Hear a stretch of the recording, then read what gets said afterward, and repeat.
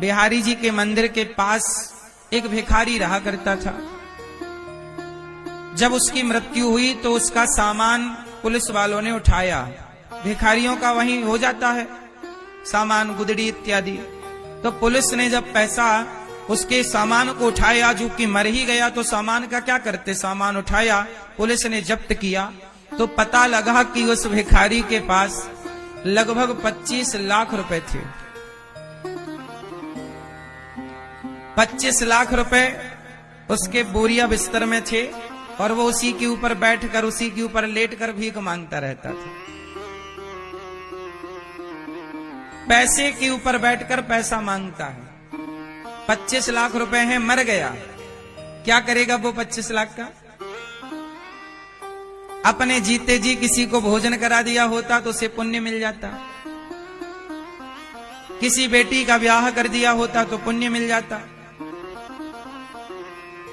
किसी दीन दुखी की सेवा में लगा दिया होता तो पुण्य मिल जाता। लेकिन बताओ, पैसा रख के मर गया, इससे कोई पुण्य मिला उसे? बोलो मेरी मां, नहीं मिला।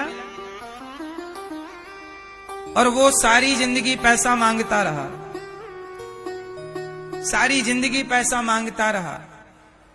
मुझे एक बात बताओ कि इतना पैसा कमाना बुरा नहीं है। पहले ये तो सोचो कि पैसा कमा किसके लिए रहे हो। पैसा कमाना बुरा नहीं है भाई, खूब पैसा कमाना चाहिए, पर मुझे आप लोग ये बताओ कि पैसा किसके लिए कमा रहे हो? किसके लिए कमा रहे हो? अपने लिए घर बनवाने के लिए ना? चलो भगवान करे आपका घर जल्दी बन जाए। आपको गाड़ी खरीदना है ना बड़ी, इसके लिए चलो भगवान करे गाड़ी भी आपकी आ जाए। आपको बढ़िया बढ़िया कपड़े पहनना है ना, चलो भगवान करें जल्दी अच्छे अच्छे कपड़े पहनो। आपकी जरूरतें पूरी कर लो।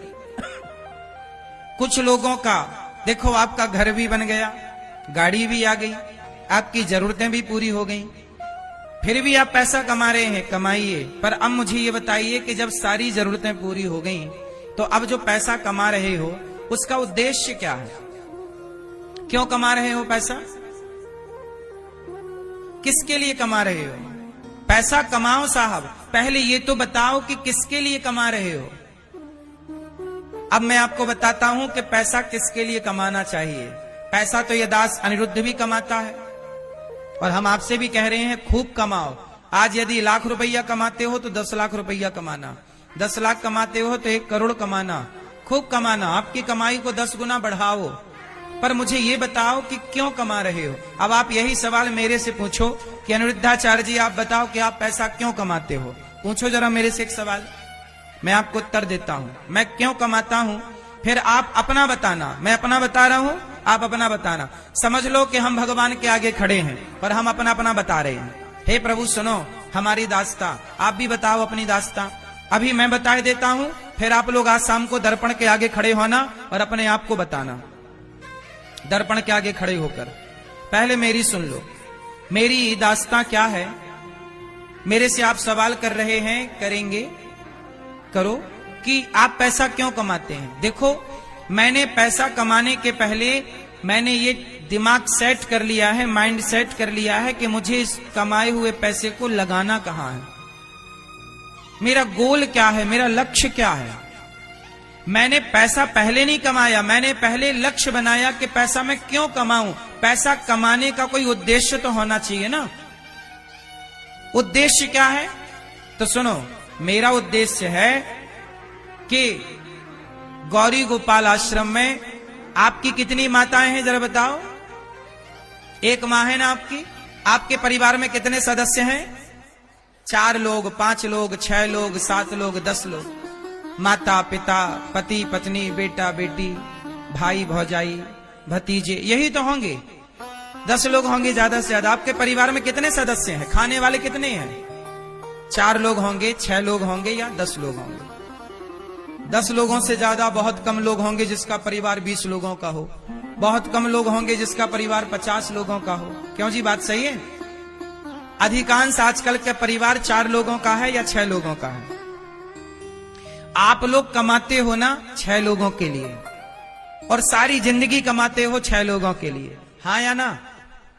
बोलो हाँ। भ्रष्टाचार भी करते हो 6 लोगों के लिए, चोरी भी करते हो 6 लोगों के लिए, बेईमानी भी करते हो। जो करते हैं उनका बोल रहे हैं, आप लोग अपने को ना समझ लेना। कुछ लोग बेईमानी करते हैं 6 लोगों के लिए, पाप करते हैं 6 लोगों के लिए, हाँ या ना? परिवार में 6 लोग ही तो हैं। सारी जिंदगी कमाते हैं 6 लोगों के लिए और फिर भी कमा के भी परेशान हैं। फिर भी शिकायतें हैं कि जिसके लिए कमाया वो बच्चा बड़ा होके कह रहा है कि तुमने हमारे लिए किया ही क्या है, हाँ या ना? अब देखो आपकी हालत यह है कि आप 6 लोगों के लिए कमाते कमाते मर जाते हो। एक दिन सारी जिंदगी करते हो धन धन धन, कहां मिलेगा धन, बाद में खत मिलता है कि हो गया निधन, पड़ा रह गया सारा धन। 6 लोगों के लिए कमाते हो। अब मेरा सुनो, ये दास अनिरुद्ध, आपकी 1 माँ है और आपके घर में 6 लोग हैं।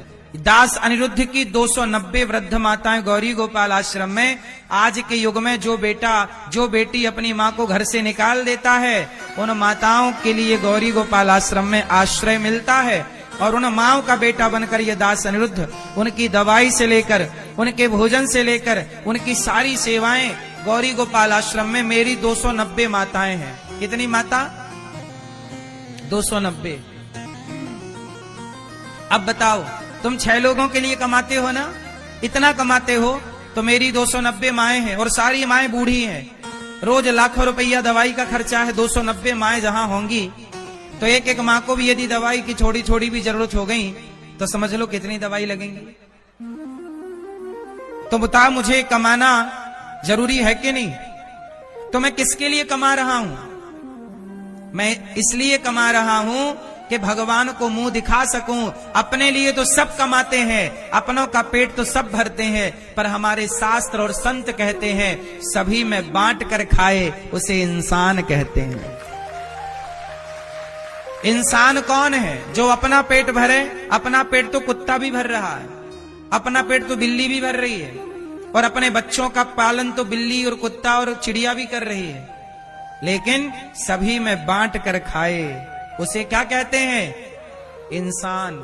ईश्वर ने इंसान बनाया है, मनुष्य दिया ना शरीर, बड़े भाग्य मानुष तन पावा। मनुष्य बनाया है तो अपना पेट भरने के लिए नहीं, सभी का पेट भरने, सभी की चिंता करने के लिए, सभी के बारे में।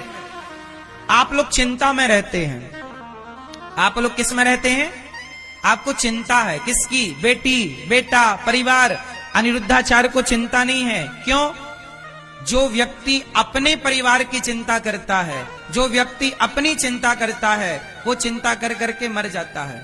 लेकिन समाज में वो लोग बड़े होते हैं जो अपनी चिंता नहीं, मुझे भी चिंता होती है, मैं यहां पर हूं प्रयागराज में, पर मुझे चिंता है कि मेरी गौरी गोपाल आश्रम की वृद्ध माओं ने अभी भोजन किया होगा कि नहीं, उन्होंने दवाई ली होगी कि नहीं, मुझे भी उनकी चिंता है। याद रखना, जब आप किसी की चिंता करते हैं ना, तो भगवान आपकी चिंता करना स्टार्ट कर देता है। फिर आपको अपनी चिंता करने की जरूरत नहीं पड़ती। हमारा उद्देश्य शरीर किसके लिए बना? परोपकार। परोपकाराय सताम विभूतया। परहित सरिस धर्म नहीं भाई, वो स्वामी जी कह रहे हैं परहित सरिस धर्म। सबसे बड़ा धर्म क्या है? चलो बताओ, सबसे बड़ा धर्म क्या है? सबसे बड़ा धर्म क्या है? तुलसीदास जी कह रहे हैं परहित।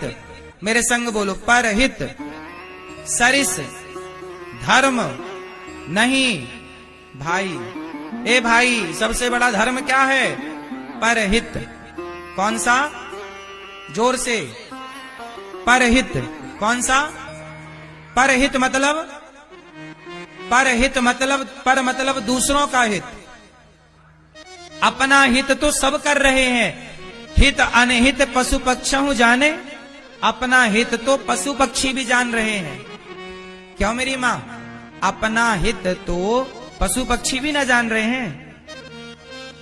अपना हित तो पशु पक्षी भी जान रहे हैं, पर मानव जीवन मिला है, पर हित के लिए आओ।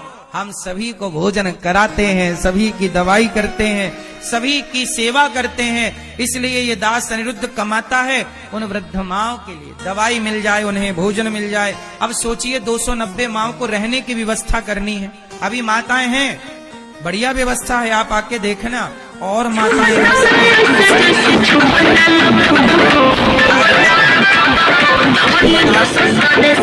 हमारा कमाना सही है कि गलत है? इसलिए कमाई का उद्देश्य तो बताओ, उद्देश्य क्या है? मेरा दूसरा उद्देश्य सुनो। पहला तो वृद्धमाएं, दूसरा आपके कितने बच्चे हैं? 2, 3, 4, 5, 6, 10, 12, 15 इतने ही तो होंगे। क्यों? ज्यादा से ज्यादा 20 होंगे। और कितना? नहीं,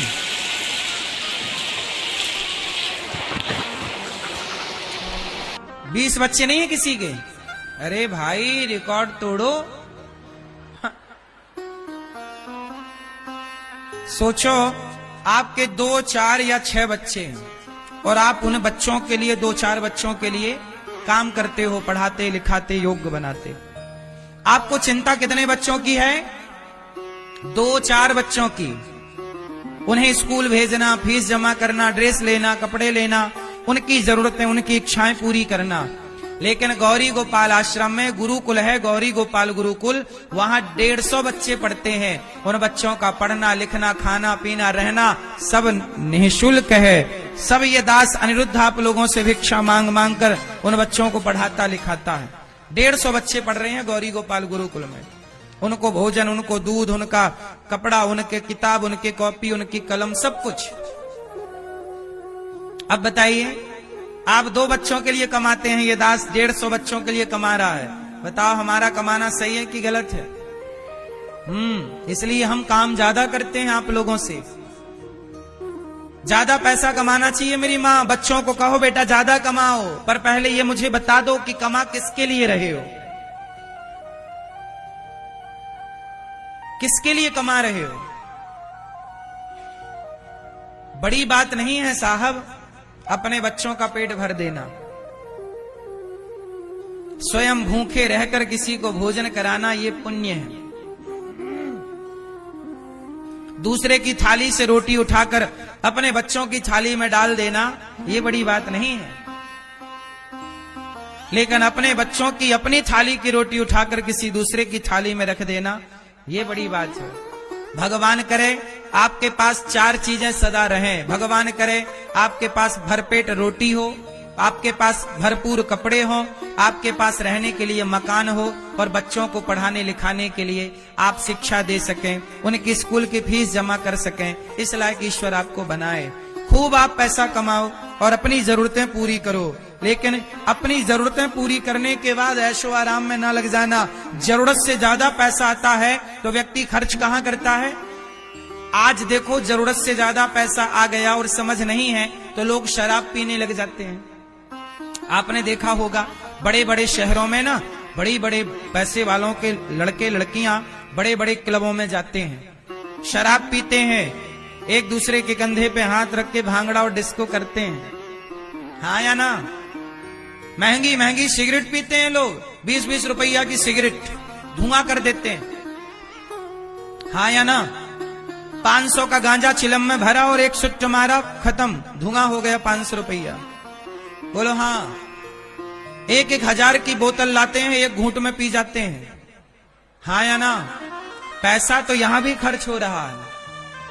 शराब पियोगे तो भी पैसा खर्च होगा, गांजा पियोगे तो भी पैसा खर्च होगा, गुटखा खाओगे, बीड़ी पियोगे, सिगरेट पियोगे तो भी पैसा खर्च होगा, और समाज की सेवा करोगे तो भी पैसा खर्च होगा। अब ये तो विवेक की बात है कि पैसा कहाँ खर्च करना है। यही तो विवेक है, यही तो बुद्धि है कि पैसा खर्च कहाँ। आजकल लोगों को ना पैसा खर्च करना नहीं आता, वो गलत जगह खर्च करने लग जाते हैं। पैसा आया तो महंगी शराब पीने लग जाते हैं, पैसा आया तो वैश्याओं के घर जाने लग जाते हैं, मुजरा देखने लग जाते हैं। हाँ या ना?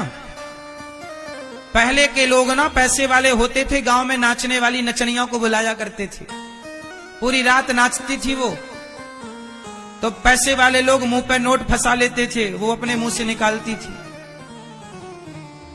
हाँ या ना? पैसा तो यहां भी बर्बाद हो सकता है। इसलिए कोशिश करिए बच्चों को पहले ये बताओ कि बेटा तुम्हें पैसा क्यों कमा